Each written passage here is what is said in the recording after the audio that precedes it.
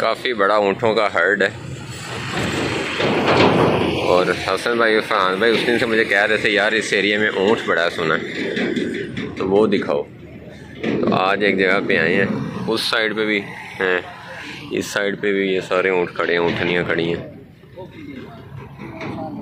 और काफ़ी सेहतमंद ऊँट है इनके पास, ऊँटनियाँ प्रॉपर ब्रीड कर रहे हैं ये लोग। ਅਸੀਂ ਤੇ ਜਿਹੜਾ ਬੰਦਾ ਖਬੀਸ ਹੋਵੇ ਉਹਨੂੰ ਕਹਿੰਦੇ ਨੇਸ਼ ਆ, ਇਹਨੇ ਹੁਣ ਕਿਸੇ ਦੀ ਨਹੀਂ ਸੁਣਨੀ ਮੰਨਣੀ। ਉਹ ਜਿਹੜਾ ਸੂਆ ਕੱਢਦੇ ਉਹਨੂੰ ਤੁਸੀਂ ਕਹਿੰਦੇ ਨੇਸ਼। ਉਹ ਦੋਵਾਂ ਸਾਈਡਾਂ ਤੇ ਸੂਆ ਨਿਕਲਦਾ ਕਿ ਇੱਕੋ ਤੇ ਜਿਹੜੇ ਨੇਸ਼ ਹੋ ਗਏ। ਇਹ ਕਿੱਦਾਂ ਮੂੰਹ ਆ ਜਿਹੜਾ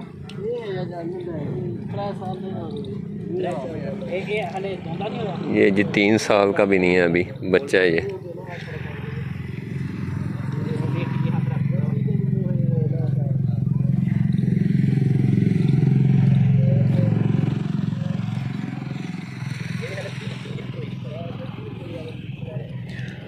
चाहे गोट्स रखें आप, गाय रखें, ऊँट रखें, लेकिन लाइफ स्टॉक पे काम करना चाहिए।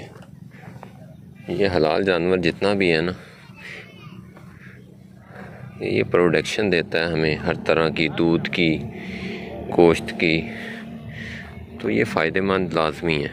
ये नहीं हो सकता कि आप हलाल जानवर रखो, उसकी फार्मिंग करो तो वो आपको नुकसान दे।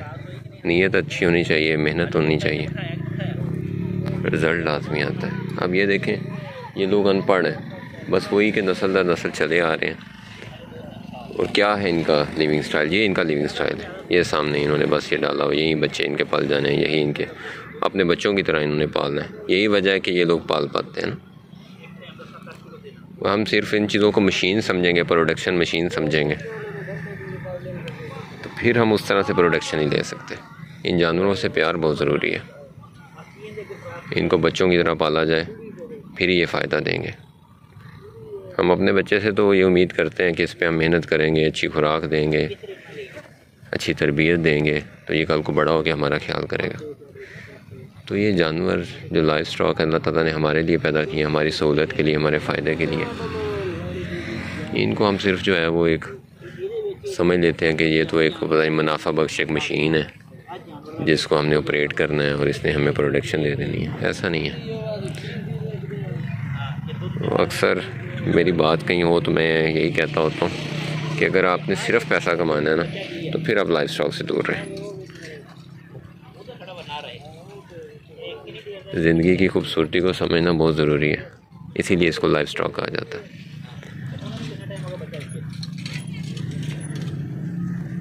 अपना जूतियों की मिल ला दो। वो मेरे ख्याल में इनका शायद ब्रीडर है, बहुत बड़ा ऊँट है उस साइड पे बैठा हुआ है, क्योंकि ये इतने पसंद नहीं करते इनके हर्ड के अंदर कोई बाहर से बंदा है, इसलिए मैं ज़रा दूर दूर हूँ। मेरी तरफ आ रहा है और मैं परे जा रहा हूँ। नहीं भाई, फ्रैंकनेस नहीं प्लीज़। ये ऊँटनी है, इसका दूध बहुत अच्छा होता है। ख़ास तौर पे आजकल जो लोगों को स्टमी का मसला है, उसके लिए कहते हैं कि इसका ऊँटनी का गोश्त, जो गोश्त है और दूध दोनों बहुत अच्छे हैं। अल्सर हो जाता है जिनको मैदे का, उनको जो हकीम हजरात पुराने दौर में थे, या अब तो डॉक्टर्स भी वो मशवरा देते हैं कि आप ऊँटनी का दूध इस्तेमाल करें।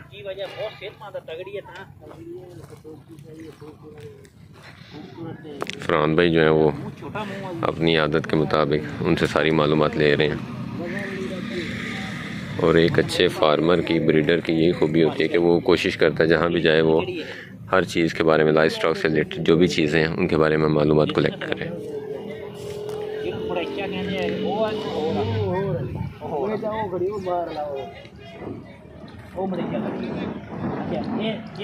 जिन्ना ज़्यादा मुँह पतला होवे उन्ना ज़्यादा दा रेट है।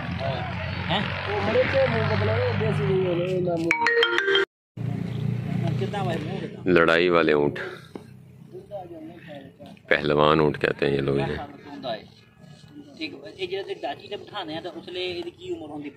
ज़रा हेल्थ चेक करें, वाकई पहलवान है। अभी वो सीधा नहीं खड़ा, मस्ती में है इस वक्त। ये पूरे 3 लाख का ले महंगा नहीं यार ले आए यार नस्ल ये मांग गया ना मैं कहना यार तुम कुछ घट खा ले तुम नहीं समझ नहीं यार मैं लाग नहीं इधर रगड़ा लगा पक्की गल है फरहान भाई नहीं थकते भाई ये 8 लाख दा बड़ा स्टैमिना है आ जेड़ा ओ नहीं यार इन्ने ऊंट नहीं महंगे हां लड़ाई वाला क्यों मैनेजर क्या ख्याल है ऊँट छोटे हैं बड़े हैं हां ऐसे कितनी लड़ाइयां कराईਆਂ बड़े ये लड़ाई सेहत अच्छी है ना